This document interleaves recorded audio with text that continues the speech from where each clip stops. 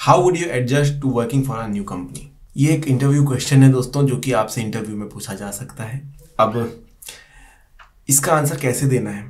बहुत लोग जो है सीधा सीधा बोल देंगे कि मुझे तो कोई प्रॉब्लम नहीं है, मैं तो यहाँ पर एडजस्ट कर सकता हूँ, मैं तो एडजस्ट कर लेता हूँ, मैं तो 2-3 कंपनी पहले भी करी है जहाँ पर एडजस्ट हुआ ही हूँ, क्या ही प्रॉब्लम होता है। बहुत लोग सोच भी सकते हैं कि यार किस तरीके से आंसर दिया जाए, और बहुत लोग ये वीडियो देख रहे हैं जो चाहते हैं कि उनका आंसर जो है कहीं ना कहीं इम्प्रेस करे उनके इंटरव्यूअर को। तो चलिए इस वीडियो में जानते हैं कि कैसा आंसर आप देंगे जो आपके इंटरव्यूअर को इम्प्रेस करेगा, और एक ही क्वेश्चन के इसी क्वेश्चन के आंसर से आप उन्हें और भी अपॉर्चुनिटीज दे सकते हैं कि आपसे अच्छे अच्छे क्वेश्चन पूछे और आपके बारे में ज़्यादा से ज़्यादा जाने, जिससे आपकी जॉब पक्की हो सके। शुरुआत से पहले बस इतना चाहूँगा दोस्तों कि अगर सब्सक्राइब नहीं किया है चैनल तो सब्सक्राइब कर लीजिए। ऐसे ही बहुत सारे क्वेश्चंस हैं जिनके आंसर मैंने कोशिश की है बताने की कि आप लोग एक सटीक आंसर दे सकें अपने इंटरव्यूअर को।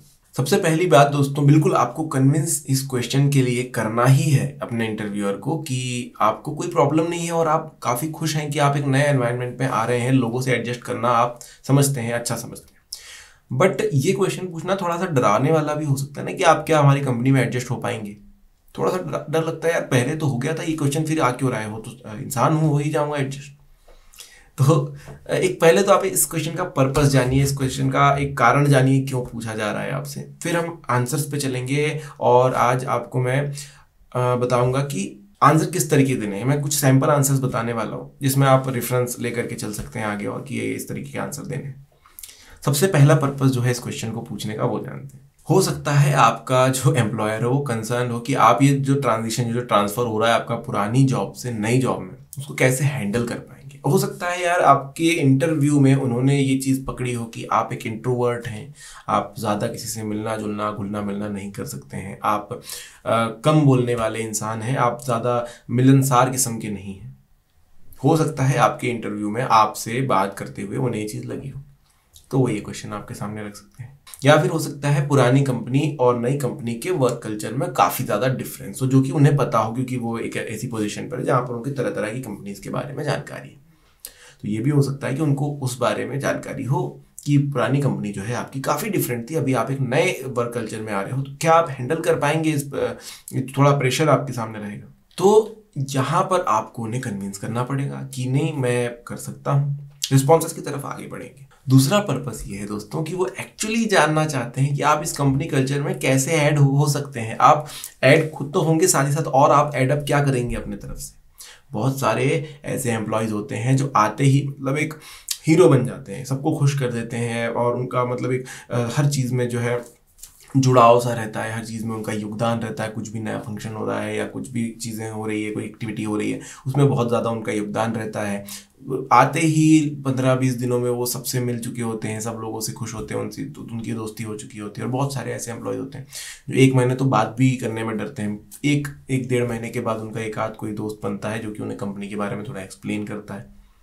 जो फ्रेशर्स हैं उनमें काफ़ी सारे लोग ऐसे मिल जाते हैं जो कि नहीं मिल पाते हैं सभी से। जो एक्सपीरियंस है उन्हें आदत हो जाती है अब ऐसे एम्प्लॉयज़ के साथ काम करने की, तो वो आराम से घुल मिल जाते हैं।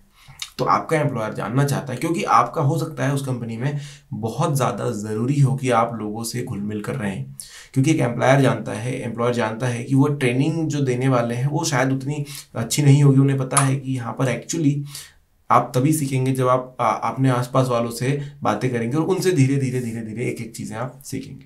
तो वो जानना चाहते हैं कि आप कैसे मिलेंगे, ताकि एक स्पीड उन्हें पता चले कि आप कितने समय में यहाँ घुल मिल जाएंगे सभी से, और आप अपना काम जो है पूर्ण गति से कर सकेंगे। तो उनके मन में एक टेंशन है जिसका निवारण आपको करना है, आपको बताना है कि कैसे मिलेंगे। तो जब रिस्पॉन्स देने जाए, जब आप आंसर देने के लिए जाए, तो क्या क्या चीज़ें ध्यान में रखनी है। पहली चीज़, आप उन्हें एक प्रूफ दे सकते हैं कि पहले भी आपने जॉब स्विच करी है और आपने इस तरीके से उस चीज़ को एक्सेप्ट करा। आप जो है अडॉप्ट कर लेते हैं हर एक नई सिचुएशन को, हर एक नई कंपनी को बहुत ही जल्द। आप पुराने ट्रांसफर्स के बारे में बात कर सकते हैं कि हाँ इस समय में ऐसा हुआ था और आपने इस तरीके से उस चीज़ को नए जगह पर आपने खुद को अनुकूल बना लिया उस हिसाब से। तो कहीं ना कहीं आप उन्हें एक कन्विंसिंग आंसर दे रहे होते हैं कि पहले आपने ये सब किया हुआ है तो आपको आदत है। हो सकता है आप फ्रेशर हो और पहली बार आप नई जॉब देख रहे हैं, क्या करेंगे। Variety of companies, variety of bosses के बारे में यहाँ पर बात कीजिए कि उनके साथ आपका काम कैसा रहा है। वहाँ पर आप ये बताइए कि एक कंपनी इस तरीके से थी जहाँ पर आपने एडजस्ट किया, हो सकता है पुरानी कंपनी हो जहाँ पर आप इस तरीके से मिल पाए थे, फिर आपने जब चेंज किया तो हो सकता है कि वो डिफरेंट कंपनी हो, तब भी आप जो है वहाँ पर घुल मिल कर काम करने लगे। आपने बहुत बार देखा होगा ना कि एक जॉब के लिए अगर आप जाते हैं तो वहाँ पर बहुत सारे जो आपके कलीग्स होते हैं वो साथ मिलकर काम कर रहे होते हैं, और कई सारी जॉब्स ऐसे भी होते हैं जहाँ पर आपको अपने क्यूबिकल में बैठकर ही दिन भर काम करना होता है। कॉल सेंटर्स की बात कर लीजिए, आपको बाजू में बात करने का भी समय नहीं मिलता है, और गुटबंदी या जो टीम बनने लग जाती है उससे सीनियर्स को काफ़ी प्रॉब्लम्स भी होने लग जाती हैं, क्योंकि वो नहीं चाहते हैं कि टीम्स बने और साथ में सभी लोग फिर खाने जाएं, ये करें, सारे काम साथ में करें, छुट्टी साथ में लें, मास बंकिंग हो।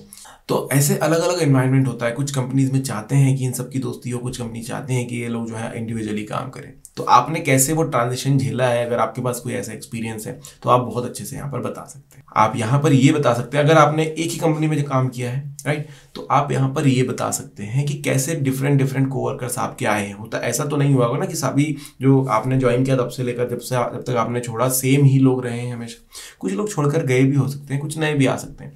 उनके साथ आपका कैसा मिलना जुलना हुआ है वो यहाँ पर आप बता सकते हैं कि नए वर्कर्स आए थे, उनसे आप कितने समय में मिल पाए, कैसे उनकी आपने हेल्प करी। आप जब ज्वाइन हुए थे तो वहाँ पर रहने वाले पहले से जो एम्प्लॉयज़ थे उनसे आपकी कैसे जान पहचान हुई, या फिर कोई छोड़ कर गया है तो फिर आप सभी लोगों में कैसे वापस घुल मिलना हुआ। क्योंकि होता है एक दोस्त चला जाता है तो थोड़ा सा हम लोग नर्वस हो जाते हैं, फिर अच्छा नहीं लगता है ऑफिस में काम करना। तो कैसे आपने ये सब चीज़ें झेली है वो आप बहुत अच्छे से यहाँ पर एक्सप्लेन कर सकते हैं, जो कि आपके फ़ायदे में जाएगी ये बात कि आपने बहुत सारे लोगों से और बहुत सारे कनेक्शंस अपने पुरानी कंपनी में भी बनाए हैं, या स्कूल में भी। ऑब्वियसली अगर आप फ्रेशर हैं तो आप अपने कॉलेज स्कूल से की बातें कर सकते हैं कि वहाँ पर कैसे आपने स्कूल चेंज किए थे, या फिर जब नई क्लास में आए थे तो बहुत सारे लोग जब नए एक्स्ट्रा आए तो उनसे कैसा आपका घुलना मिलना हुआ, कैसे उनसे दोस्ती या बातें हुई। साथ ही साथ अब अपने कुछ स्किल्स, कुछ अपनी क्वालिटीज़ यहाँ पर ज़रूर रखें कि आप ये नई टेक्नोलॉजी से कैसे आप भी घुल मिल गए हैं, और इस